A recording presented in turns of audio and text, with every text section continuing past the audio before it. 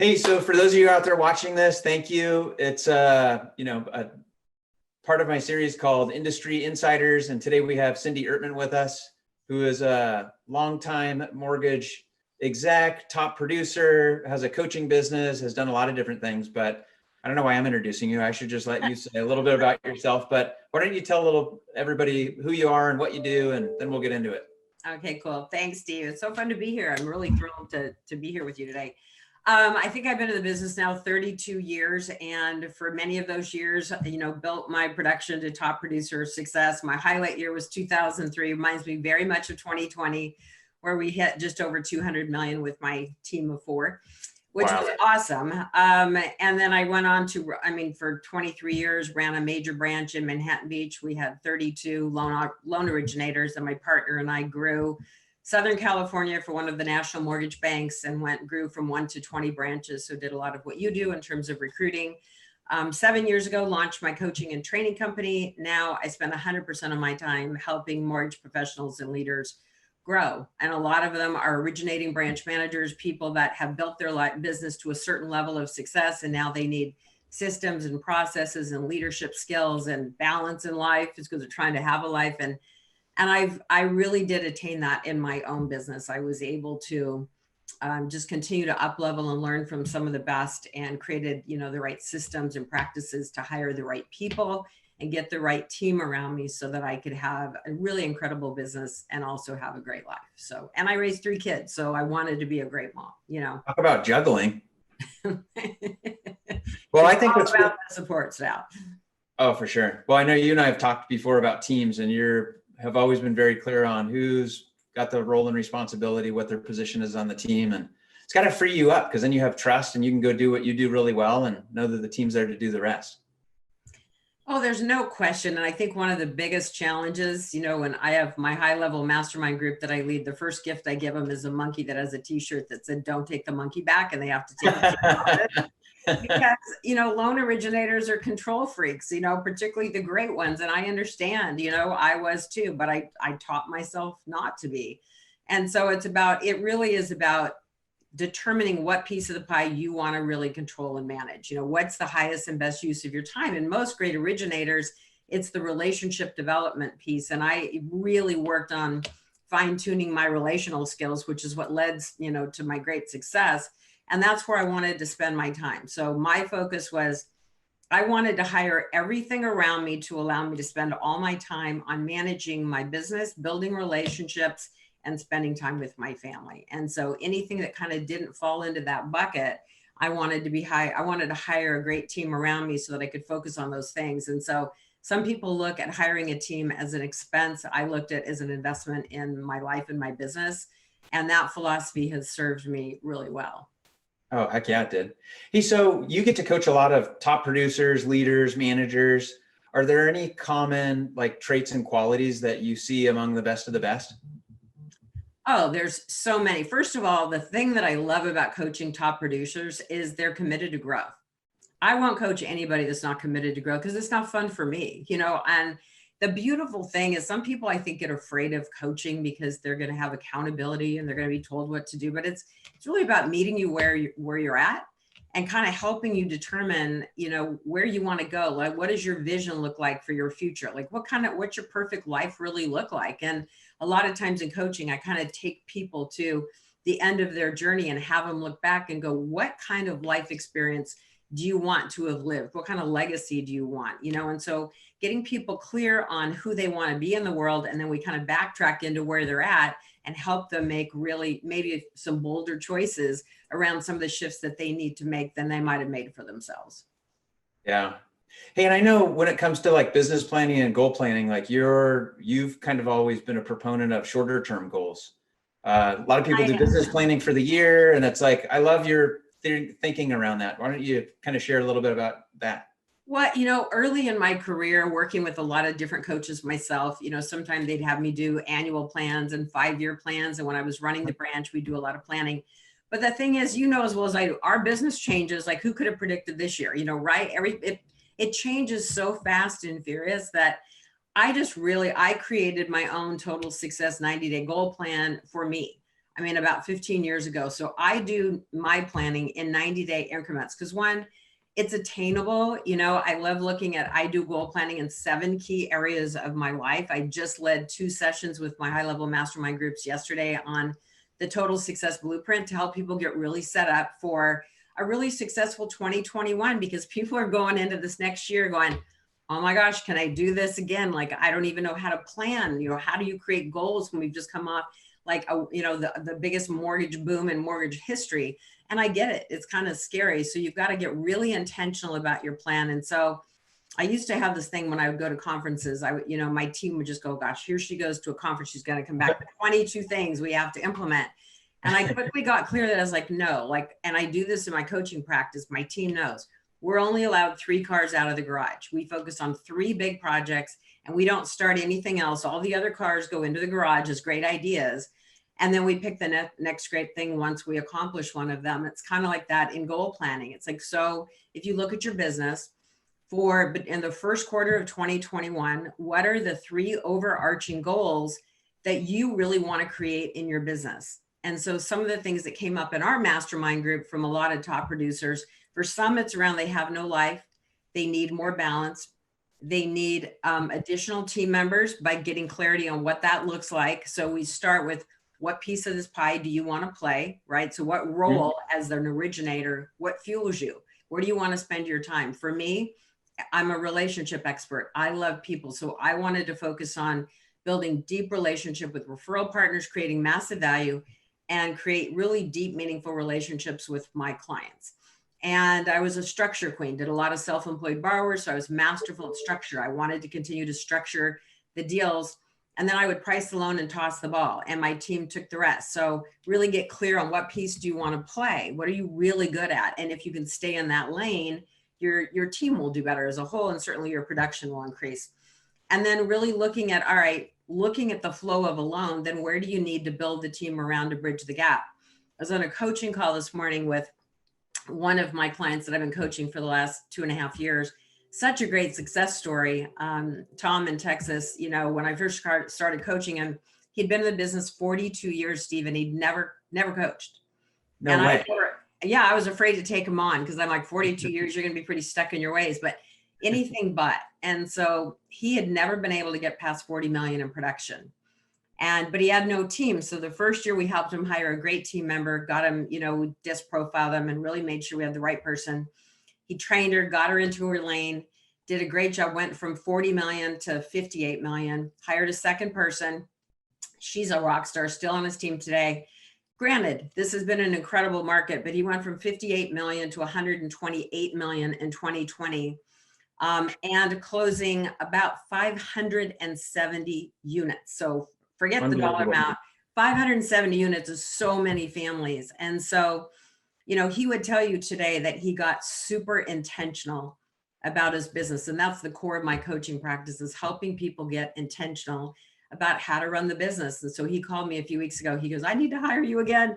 I need to hire 2 new people. I've got to take it to the next level because now I want to create a life. So it really is about intentionality. So think about 3 key overarching goals. And it may be that they're production goals. You know, it may be about referral partnerships. How many do you actually want to build and create? And then 3 action steps for each of those goals, getting very specific. How are you going to do that?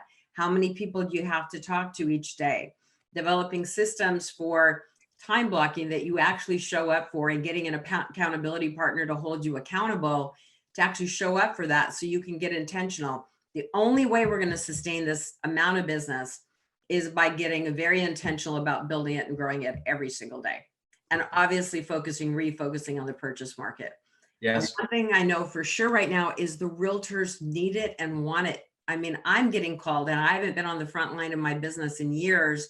They're calling me going, who do we work with? Because we know you'll know a great lender. And these are top producing realtors in my city. They need and want it, but gosh, get ahead of that curve now is my advice. Yeah. Hey, breaking that down a little bit, the whole relationship specialist side of things. I mean, there's so many people in this business that are masters at relationships. And in a market like this, even with your, the client that you coach in Texas, you do that many units, you don't get to spend as much time with your borrowers or referral partners. how do people evolve emotionally to not like need or want that when that's like kind of what got them to where they're at?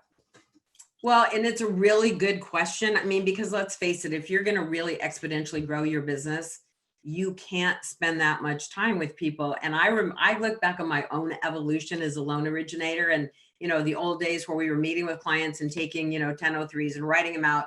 And those appointments would be 2 hours, and I could meet with 3 clients a day. That was my max capacity, was to take 3 loan ups a day.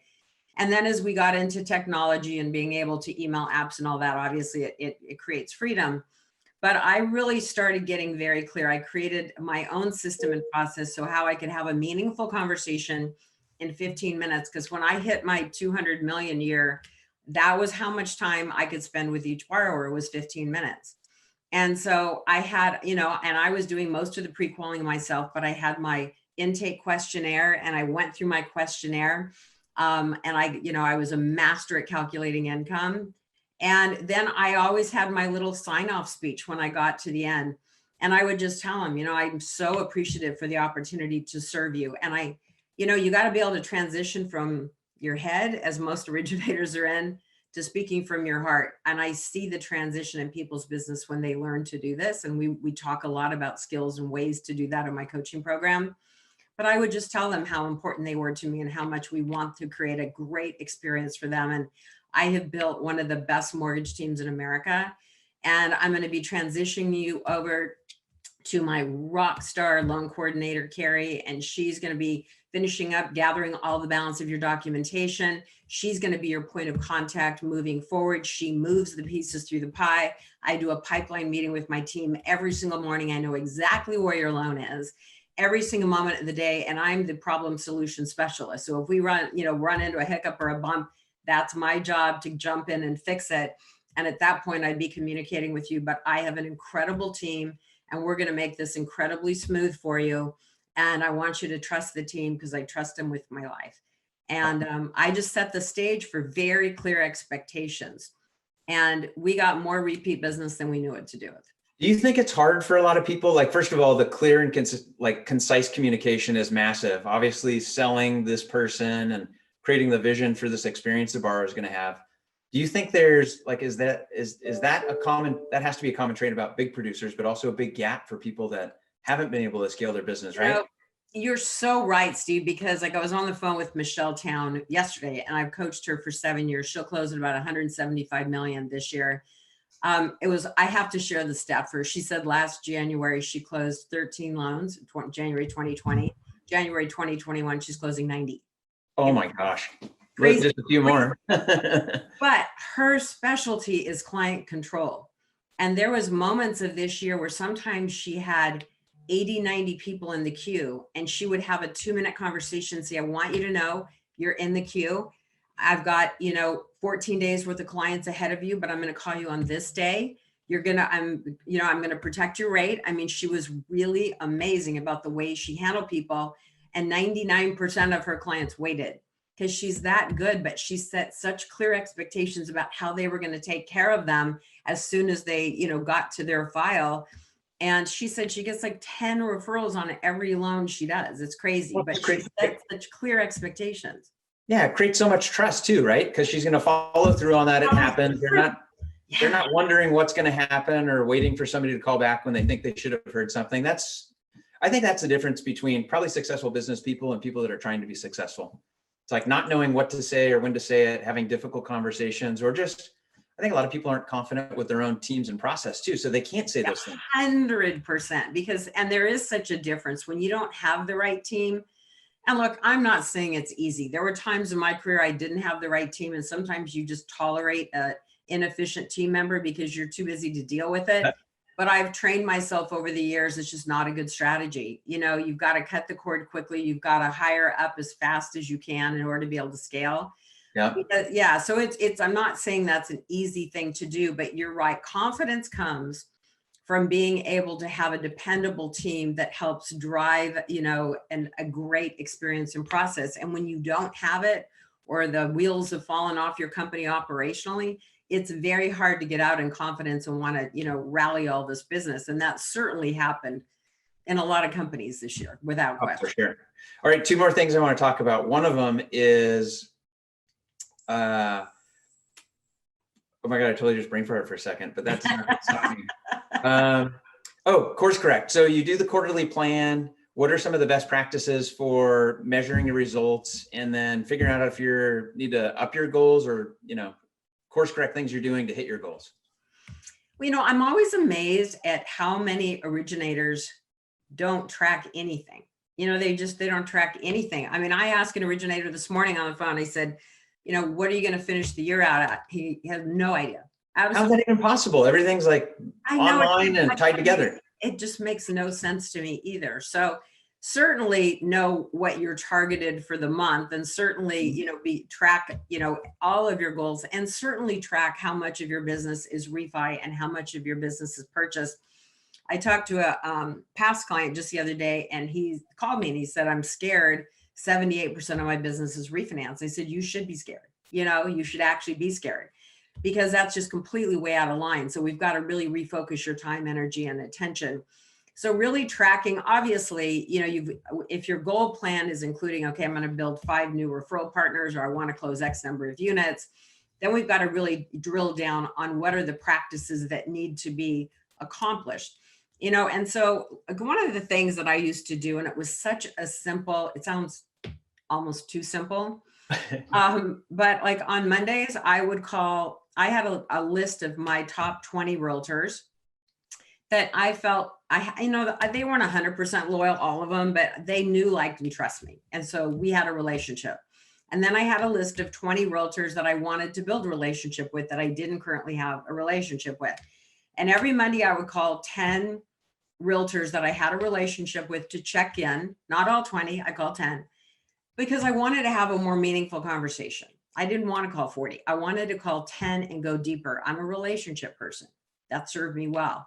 So I wanted to check in. I wanted to see how their weekend was. I wanted to see if they had anybody that was out searching for properties. What's going on in the market? What are you seeing in terms of average length of, time on market for properties? What are some of the biggest challenges you're facing right now? So I would ask those kinds of questions.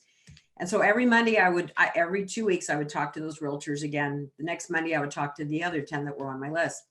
Wednesdays, I would break it up the same way. I'd call 10 realtors that I wanted to build a relationship with. And I would always call with a purpose.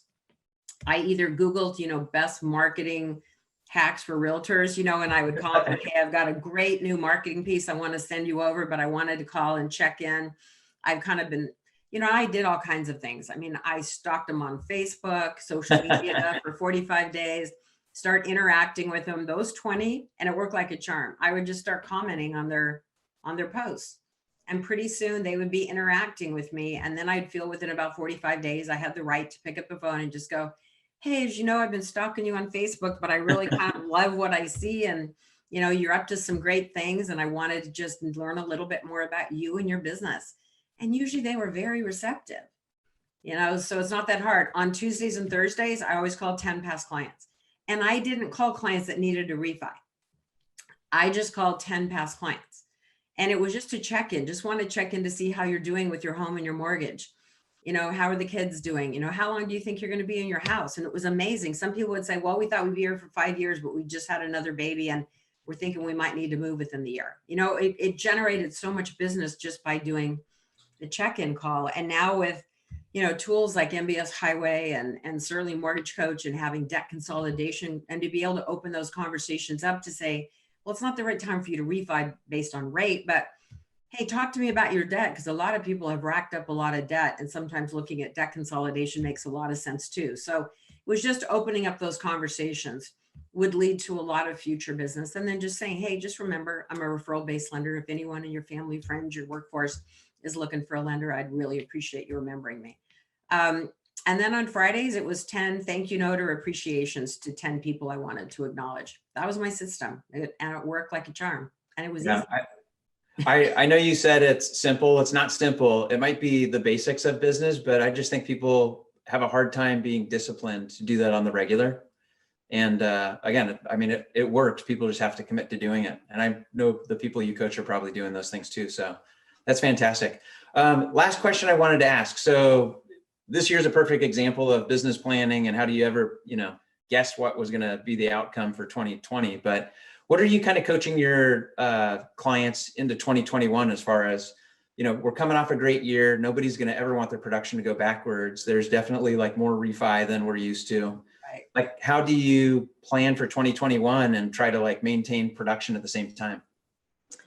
Well, it really does. I mean, there is something to, I think you have to get intentional. I think you've got to plan.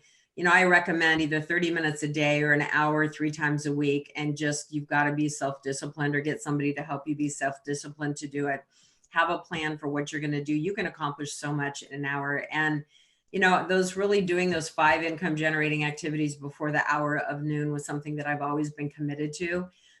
Because it moves the needle. And I think getting really focused on relational activities. I have a lot of strategies because realtors were really my thing. So I built major strategies and value propositions around how to support realtors. So in my coaching practice, I actually provide a lot of the value propositions done for you, just so that loan originators have things that they can actually call those 10 realtors they want to build relationships around and have a value proposition to engage them with. Because if you have something that you're willing to give with them and share with them, realtors are curious, and particularly if you put some flair around it, your salespeople, and really give them a reason for why they should call you back or why they would want to meet with you. I recommended to all the people I was coaching yesterday on my Mortgage Mastermind Elite group to use the Total Success Blueprint Goal Plan. So one of my clients had already called a top realtor and said, look, I wanted to work with you for a long time. I've got a coach. She's got this great 90-day plan. I've been doing it for the last 2 years. I'd love to get together with you, give you a copy of the plan. And whether you work with me or not, that's up to you. My gosh, how awesome is that? How awesome is that? I'd love to be able to go over this with you. If you're interested in doing it together, we could do it together. We could be accountability partners. And one of the things I want to do for my top agents is really sit down quarterly to talk about goals of how I can help you build and grow your business. That's a pretty compelling value proposition. Yeah. Talk about confidence. You call, you have something to say, it's valuable. And as the great Wayne Gretzky once said, you miss 100% of the shots you don't take. So why not take it? 100%. And what I find is most of the time they say, okay. We think they're not going to say, okay. I still have a mortgage partner that handles my past client database. And at the beginning of the year, she said, I kind of want to focus on some bigger fish this year. And she asked if I could help her. And so, I put together a text. It literally, Steve, took me 10 minutes. I put together a text to basically say, hey, haven't connected with you in a while. Stephanie, I really want to focus on a couple of bigger fish. You're in the bigger fish arena. You know how much I already know, like, and trust you, but we'd love to meet and have a conversation, see how we could help you take it to the next level. Are you interested in getting together for 15 minutes? Let me know. It would be an honor. And within like 20 minutes, 3 of them just said yes. I was like, it took me literally 10 minutes. Dig in the trench every day, right? You got to dig 5 more feet of trench every day. We just make it too hard. And the strategies I teach and coach, I make it simple or people won't do them. Well, I appreciate you. And I know you do so much for this industry beyond just the people you coach. So thank you, one, for the time, and secondly, for just investing some time with me too. And Steve, and if anyone wants more information, they can either email my team at info@cindyertman.com or go to my website at cindyertman.com. And I love to do strategy calls, which is like no strings attached, just to help people kind of make a decision around. You've got to find the right coach for you, whether it's me or someone else. And I think it's really important to find the right person to support your business. But I think coaching has made such a big difference, and it's why I'm committed now to just help the growth of others. And it's really fun to see people grow. I love it. Well, a lot of people are benefiting from all your years of experience and keeping it basic and fun and fresh. So thanks so much. Great to be You're here. welcome. Great being with you too. Take care. Bye.